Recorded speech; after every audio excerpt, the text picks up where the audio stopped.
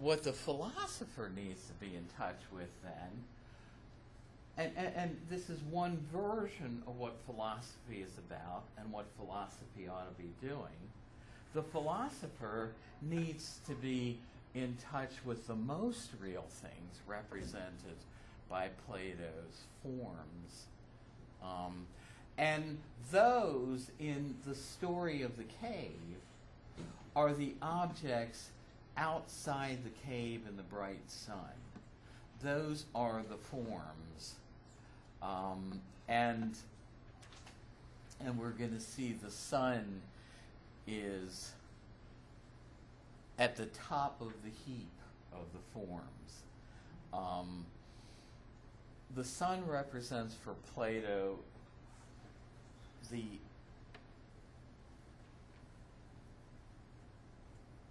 the sort of standard for moral goodness.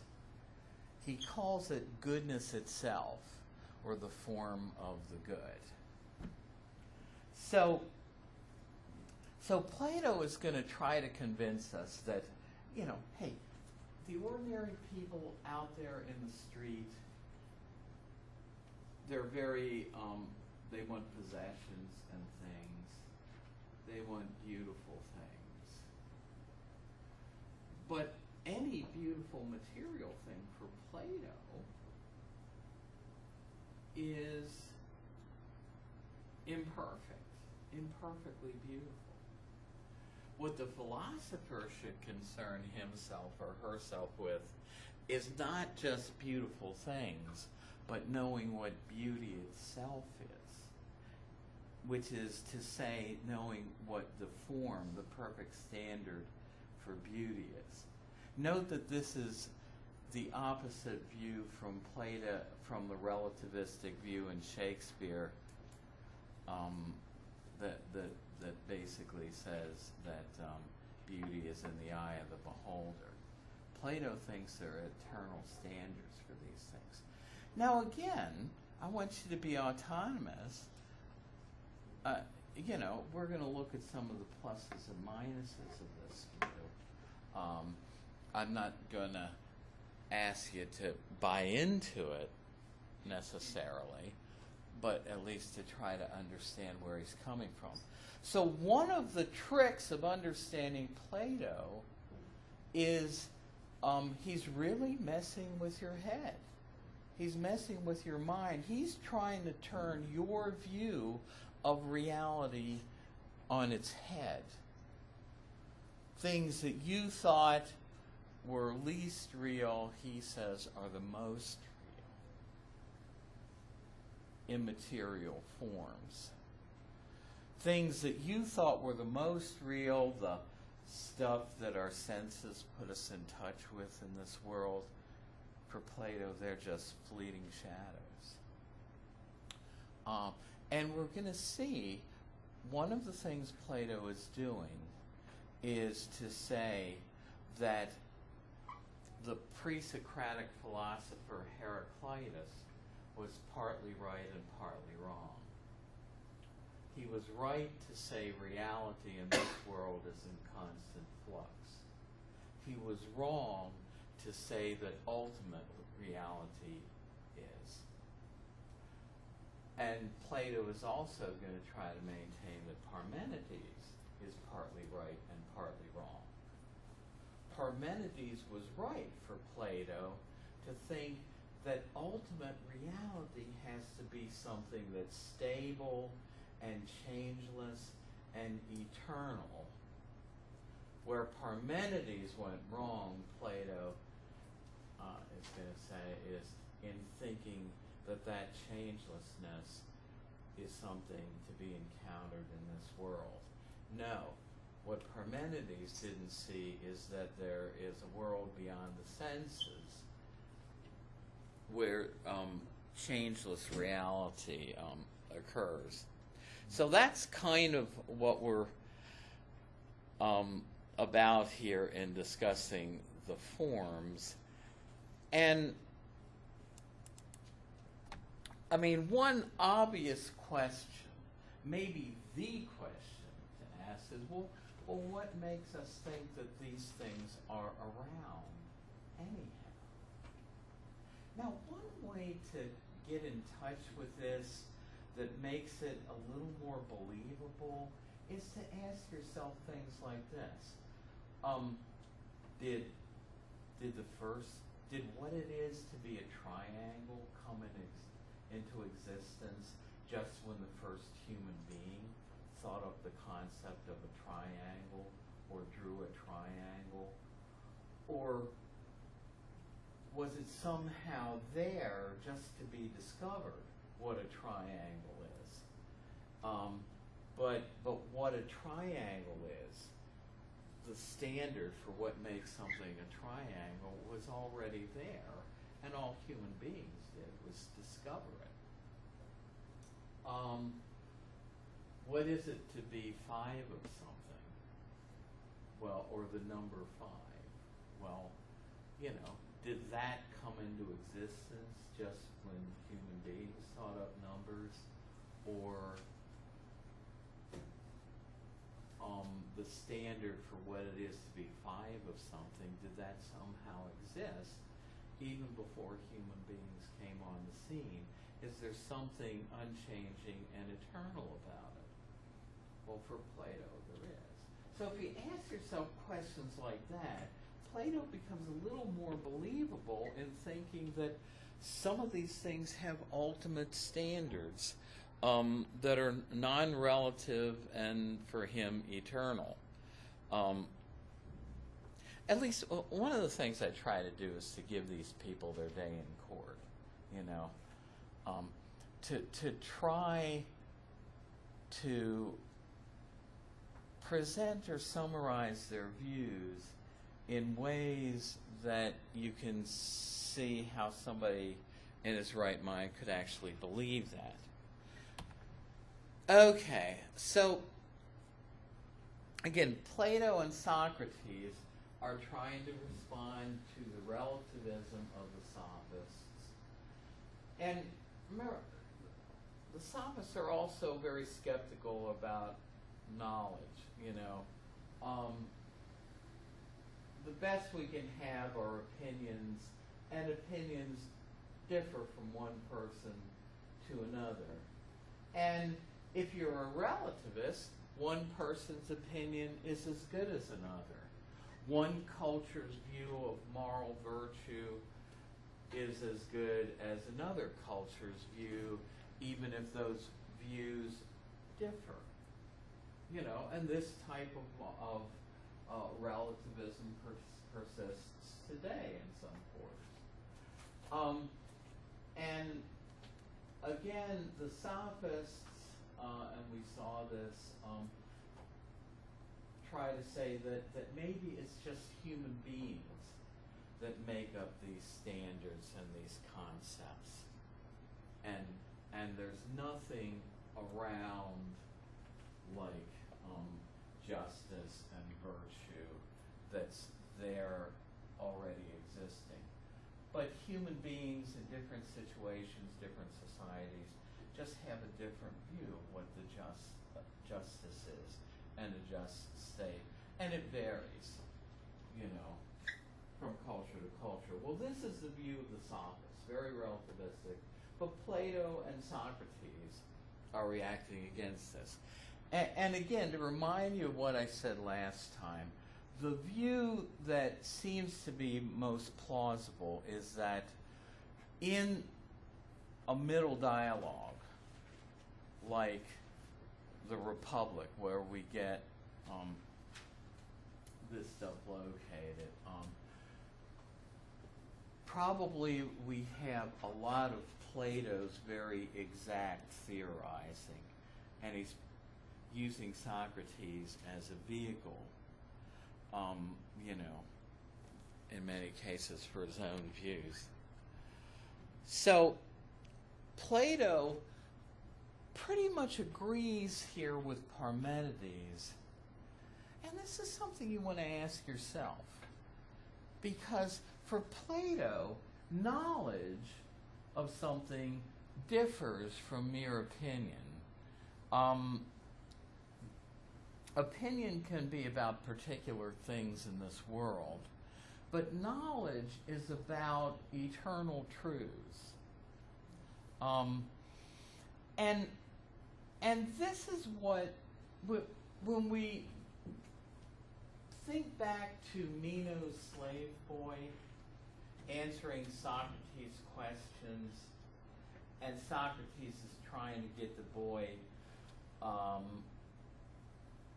to a state where he knows the answer to this geometry problem, where he recalls information he once knew. When Socrates and Plato talk about all knowledge being recollection, they're not talking about recollection of particular facts. In other words, if Socrates says all knowledge is recollection, he's talking about knowledge of eternal truths that don't change. In other words, the theorems of geometry that I studied, in Polytechnic, are the same ones that you all studied and the same ones that people will study 100 years from now, right? And this is the kind of thing that Plato thinks is deep in our soul. In other words, if he says all knowledge is recollection, Socrates and Plato are not holding the absurd view that somehow we come into this life already knowing that in 1492 Columbus sailed the ocean blue. In other words, already knowing particular facts. But what Plato is trying to argue for is that our soul, before it became incarnated in this present body, had a deeper knowledge of these eternal truths, and that anybody recall, your book actually gives this is given in the dialogue with Phaedo. How is it that the boy has to remember so? How come he doesn't come in to this life with a perfect memory of Socrates needs to ask questions to sort of bring things to the surface that are kind of latent. But why is it that this knowledge is latent? I mean, there is an explanation. Whether or not you buy it or not, Socrates gives an explanation. And your book says it, and you may remember reading it. Basically, he thinks when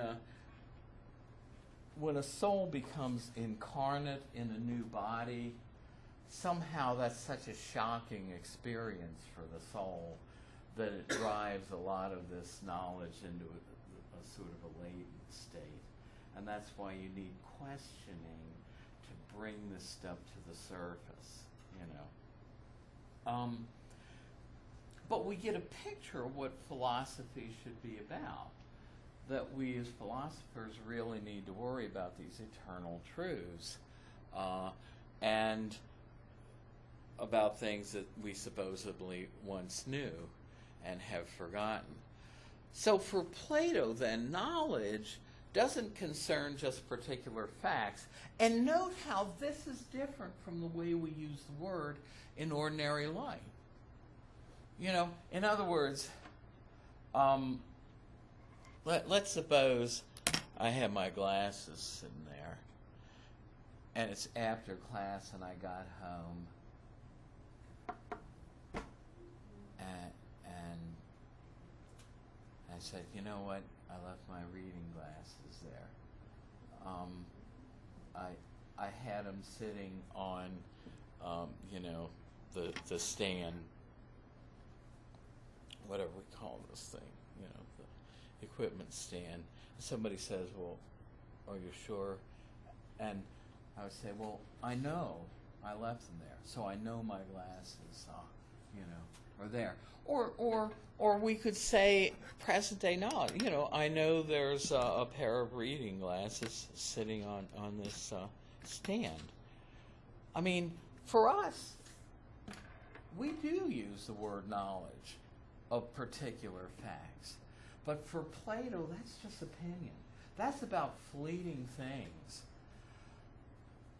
Knowledge for him is of eternal truths, like the truths of geometry or mathematics, or what justice is, or what moral virtue is. So, what Plato says, and this is one argument for the existence of the forms, is that they are needed. They must exist in order for knowledge to be of something that's stable and eternal and unchanging. Now these are from another text. Okay, so disregard page. So, one way of arguing for the existence of the forms is that they need to be there if genuine knowledge is possible. Now, I'm not going to go into this definition of knowledge as what is called justified true belief, but if you know something, we don't claim to know that 2 plus 3 equals 7, right? Because that's false. In other words, we think that minimally, if we know something, what we know has to be true. But likewise, it seems odd to say that we know something if we don't also ourselves believe it to be true. So, knowledge is of what is true and we believe to be true. I'm not going to get into the distinction between necessary and sufficient conditions.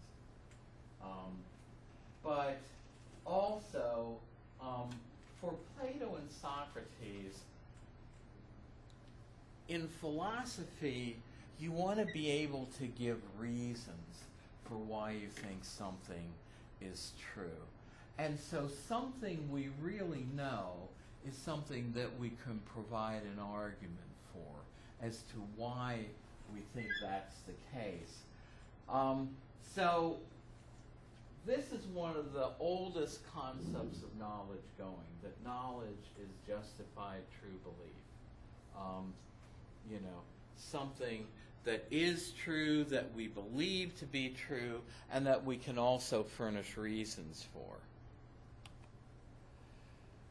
And so, again, Plato thinks we can only have, at best, what he calls opinion about the changing things in this world. Now here's the thing. Does the tooth fairy exist or not? Was Socrates a real person or not? Did George Washington actually exist? Is the new iPhone 5 out? Is it in existence in the stores or not? Well, for us, existence, a thing either exists or it doesn't. Ain't no middle ground there, folks. It either is or it isn't. Either the tooth fairy exists or not. Either the iPhone exists or not. Either George Washington existed or not. There's no grades to existence.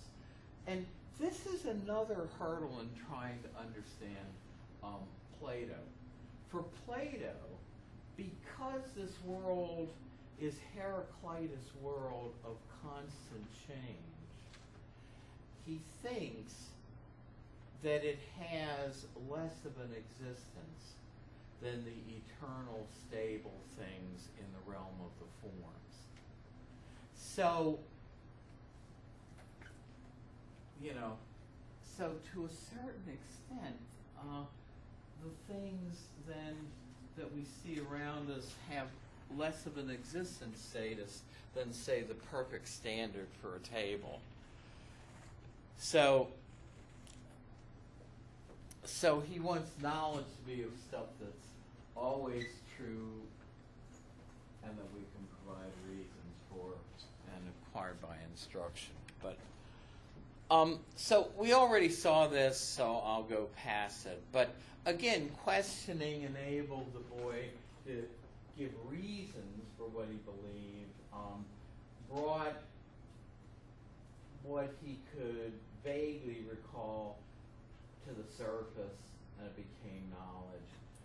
And again, Socrates' story and Plato's story is that the boy is only recalling things that he knew in a previous life.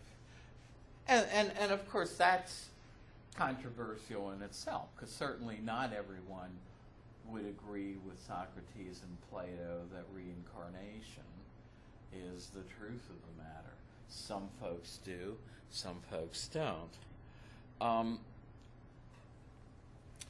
So again, if you ask, well, what was the boy's knowledge about? Plato's answer would be not the imperfect objects, the squares and triangles that Socrates was drawing in the sand. What the boy had knowledge of are the perfect truths in the immaterial realm of the forms that his reason puts him in touch with.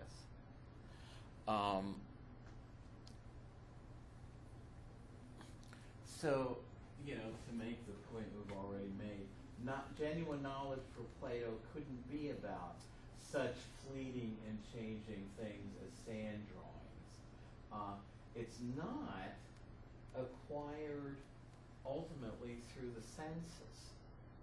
See, Plato and Socrates both think that our reasoning abilities give us a special in to deep knowledge that is even better than what our senses can tell us.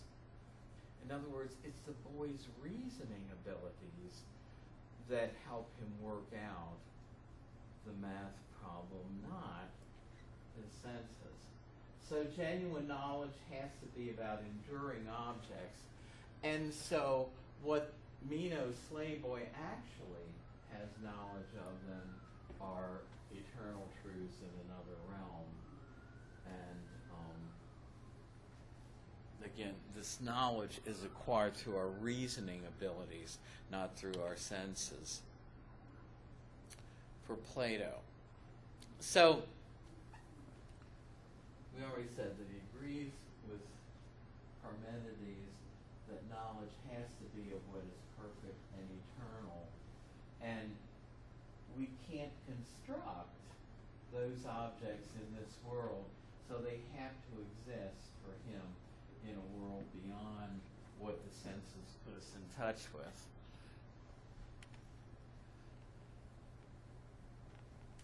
So he thinks the boy's knowledge is about perfect objects, not particular squares or triangles we could draw like these, but about eternal, perfect objects in the realm of the forms. And so, just as this is a particular square, the idea is, what do all squares have in common? Well, they have this quality of squareness. And this is another way Plato's reasoning goes. You can say, well, these three triangles have something in common, namely triangularity. So take that reasoning one step further and say, well, then there must be something. There must actually exist something that they share in common, and for Plato, that's a form.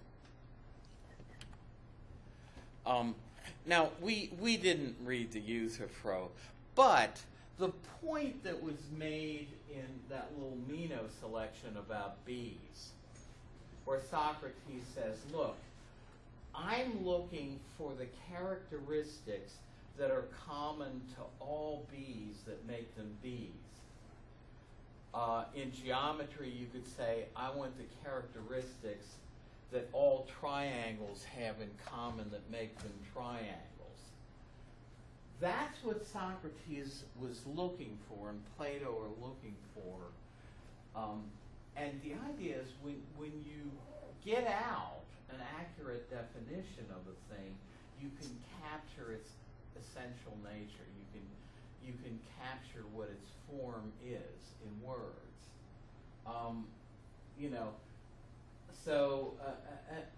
Again, what came up here was the distinction between particular pious actions and what piety is itself, the quality that all pious actions have in common, which for Plato is a form.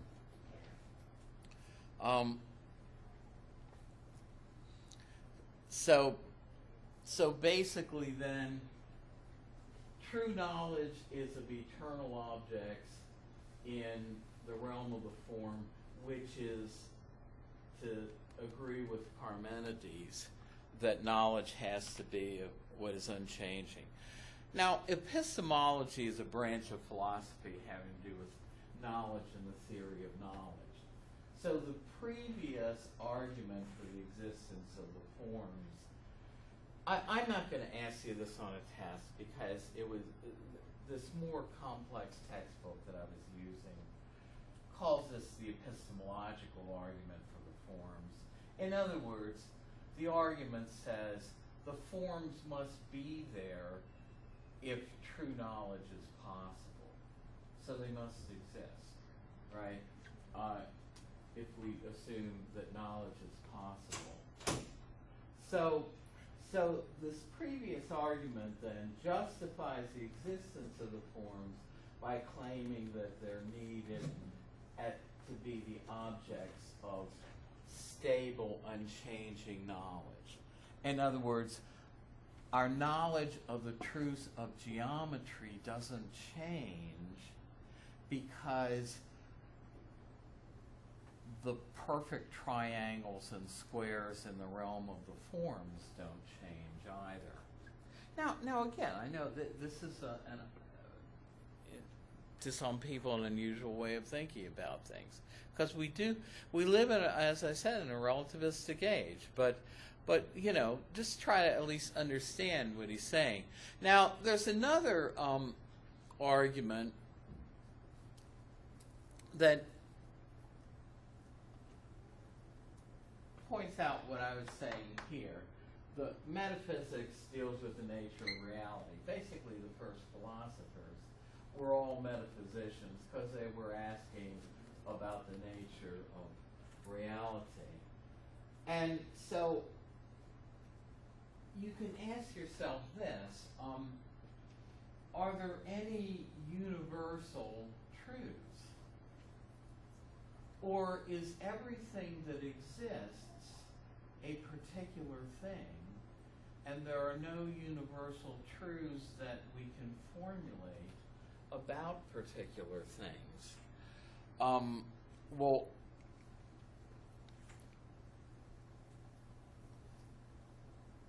what Plato says, though, is that if particular things share a quality in common, then that quality must exist. In this case, we would call it triangularity. In other words, these share the quality of triangularity. Squares share the quality of squareness. Tables share the quality of tableness, if you want to, and bees share, beeness, I guess. So, as I said, this is what how Plato's reasoning seems to go then. if two things share a common characteristic, two B's, two triangles, two squares, two tables, then there is something that they share. So you make the leap from assuming that there's an existing entity that both of them are related to. And Plato says, like, particular tables are related to the form of a table. Particular squares are related to a quality of squareness, which is another way of saying it's the form of a square. So, are we following? I know I look at this presentation, I was following this other textbook. We do repeat some points, but sometimes, you know, it's nice to see points made in more than one way. Well, so if two things are large, then they share this quality in common. And there's an argument. Now, I don't have a box of chalk. It's too bad, because it would be nice if I did. But there was an argument in Plato's Phaedo where Socrates tries to argue that eternal forms must exist even for us to make very mundane, ordinary judgments. If I had a new box of chalk, which is the way I used to illustrate this, everything is whiteboard, so I don't have any chalk with me. I don't think I do. Anyway, if you took out a piece of chalk, no, I took it out because they just break up.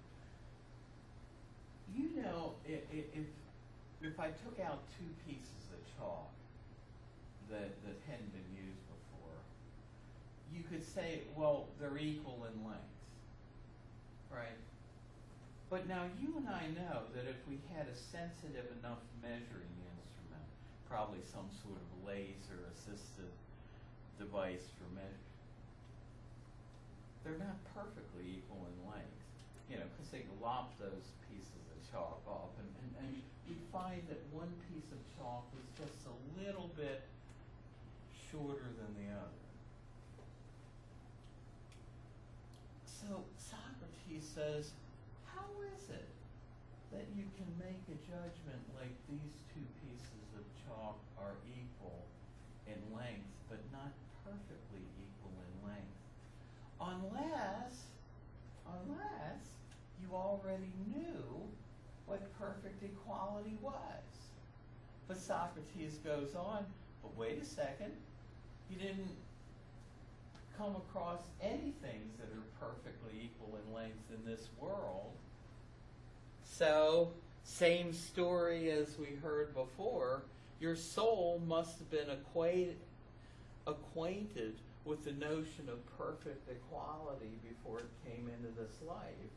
And that's how you can make the ordinary judgment that two pieces of chalk are equal, but not perfectly equal, because you knew what perfect equality was when your soul, apart from the realm of the body, was where the forms are. And this is basically, Plato thinks that this is what we want our souls to do, kind of commune with the forms. So that's another argument then, is to say that if two things share a common characteristic, then that characteristic exists.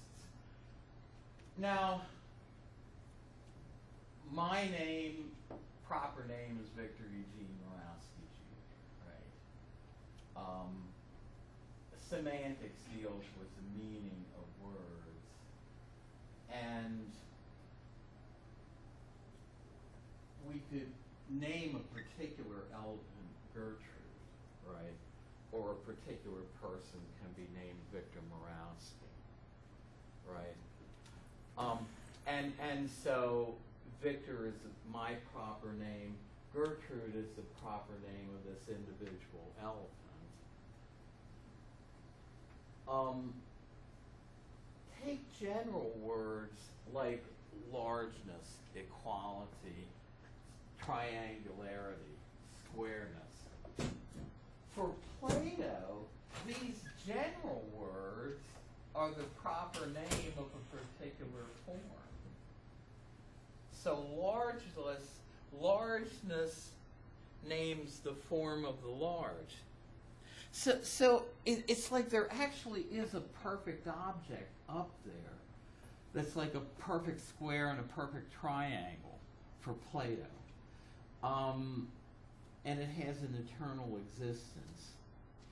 And, you know, a good way that my professors used to illustrate this view of Plato's is take blueprints. You know what a blueprint is for a home. I once dated a doctor who unfortunately passed away in her late 30s of breast cancer. And she had everything going. She was a doctor, had her own practice. Her family, imagine that you grow up and your family business is owning a Home Depot. In other words, your family owns the whole store instead of a big company owning it. Well, that's essentially what her family did in Charlottesville. She was Deb Phillips, and her parents owned a company called Phillips Building Supply, which was like a Home Depot, but it was a family business. And so her family had some money, and she was a doctor, and so when she decided that she needed to get out of the house, you know, instead of moving into an apartment like most of us do, she went to the supermarket, and there, you know, in the magazine section was a book of house plans of, you know, blueprints. And she looked through it, she found one she liked, and she said, "Here, build this one for me." and you know, her family had the resources, and you know, she was in on it when I knew her, and it was new.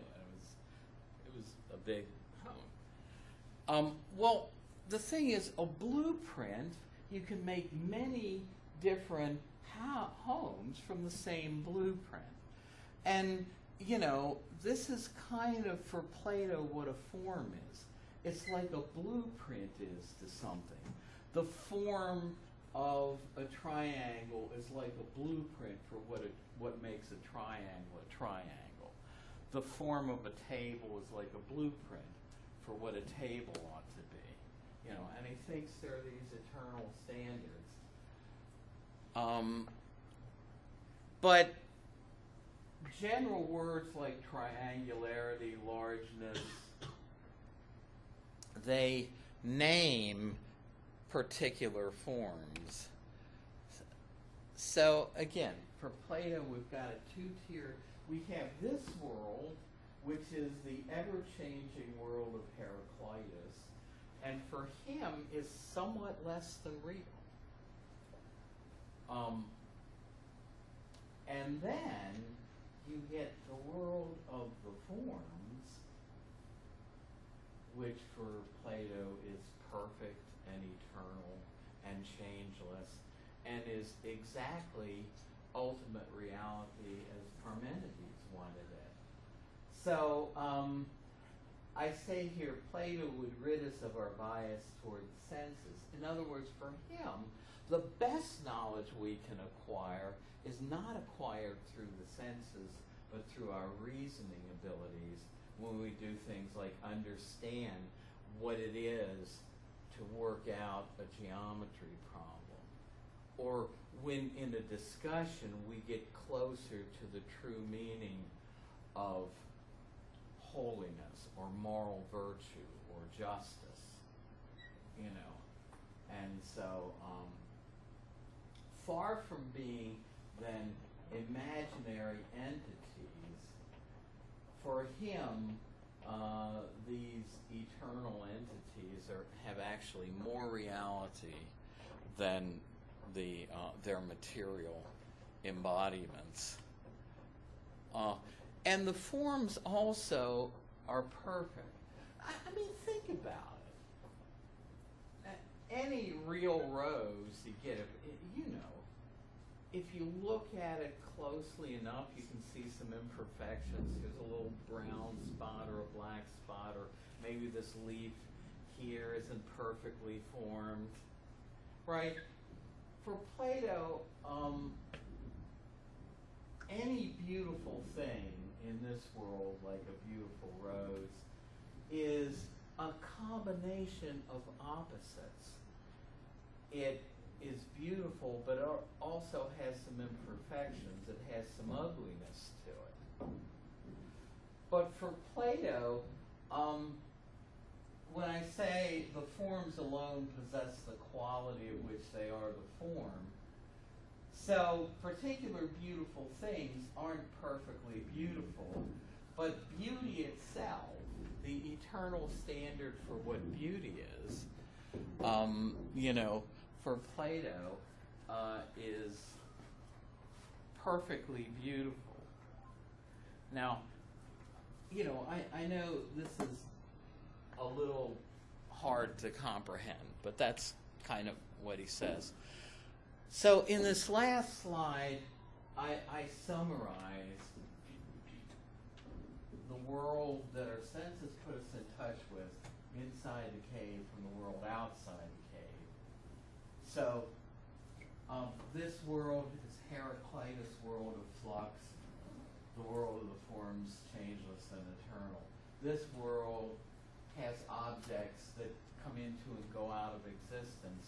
And also, he says, if things are in constant change, they're in a constant state of what Plato says, of changing from one thing to another, and the word that he uses is becoming. In other words, they never are. They're in a constant state of becoming something else, right? Because they're in constant change. That's one reason why he says things in this world are less real than things in the world of the forms. But things in the world of the forms are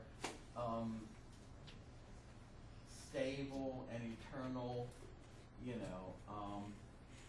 And now here's the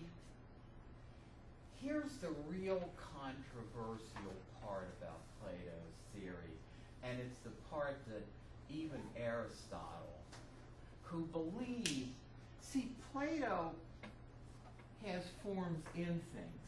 In other words, in some sense, the form of tableness is somehow embodied in these particular tables. So Plato had forms in particular things.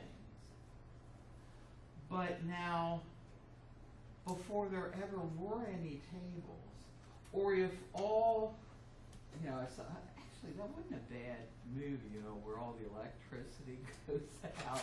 I thought, you know, they've been promoting this doggone thing for months. I happened to be home last night, so I watched it, Revolution. Well, but the point is, for Plato,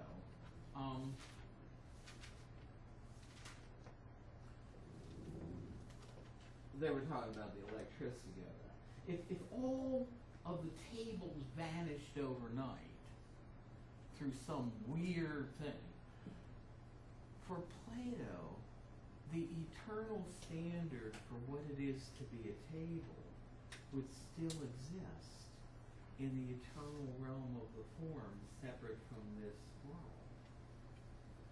So a particular table then is a combination of an eternal form with imperfect matter, you know, and so this is the real controversial part about Plato's theory. In other words, you can say, well, okay, somehow I can say, well, this is a table and it has the quality of tableness. But to also buy that if every table vanished overnight, the table, the perfect form of a table, would still be there eternal in Plato's heaven have I did in this changeless world. That requires a bit of a stretch, doesn't it? And this is why even Plato himself had some reservations about this view, and Aristotle did.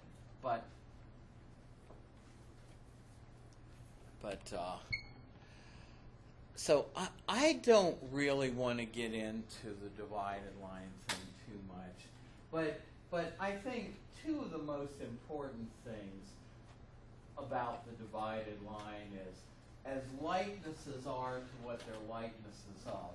In other words, as a shadow would be to this pillar, so this material pillar is a likeness of, and these pillars are likenesses of the form of a pillar in the realm of the forms that set the standard for what it is to be a column or a pillar or whatever you want to call these things.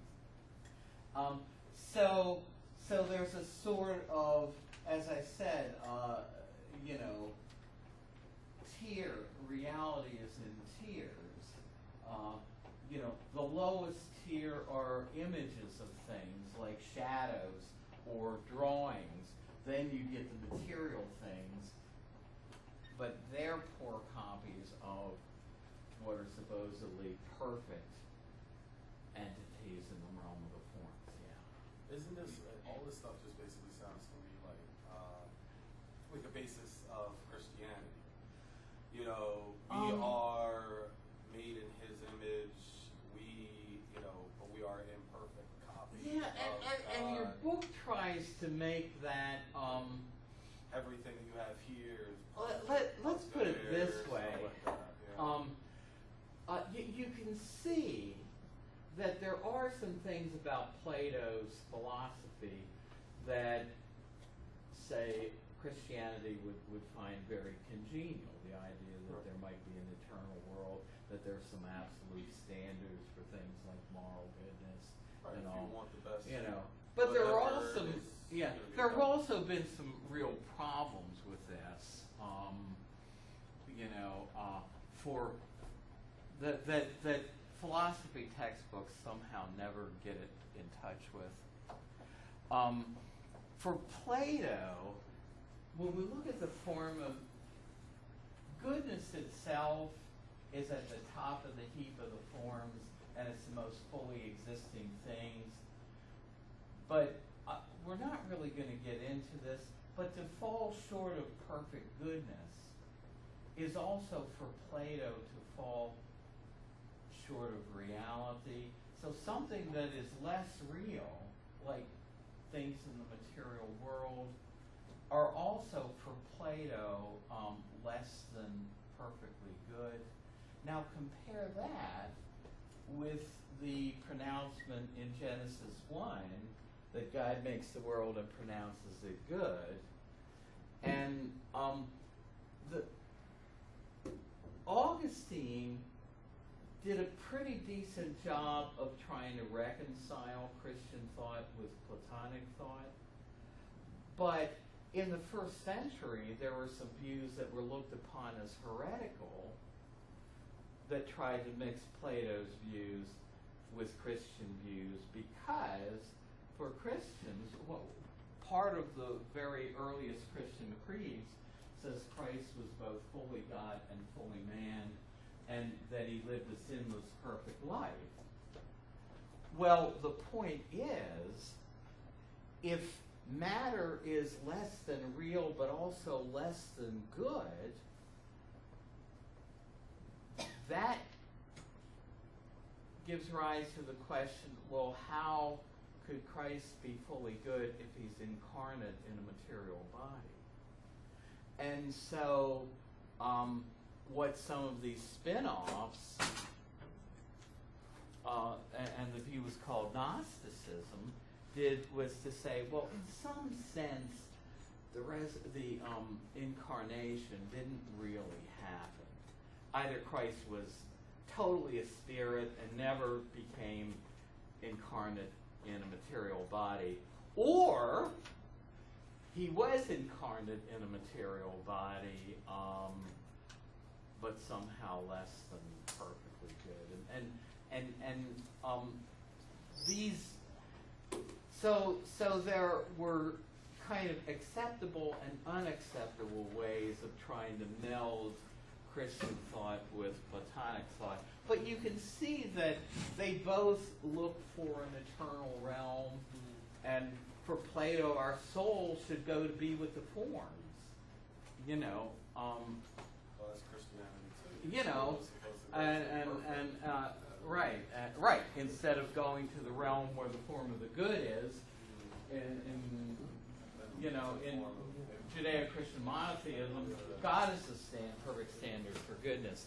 But there are some parallels, there are some similarities and dissimilarities. But it's good that you notice that there's kind of a give and I was take. just wondering if there was more. And Augustine tried to reconcile Plato's views.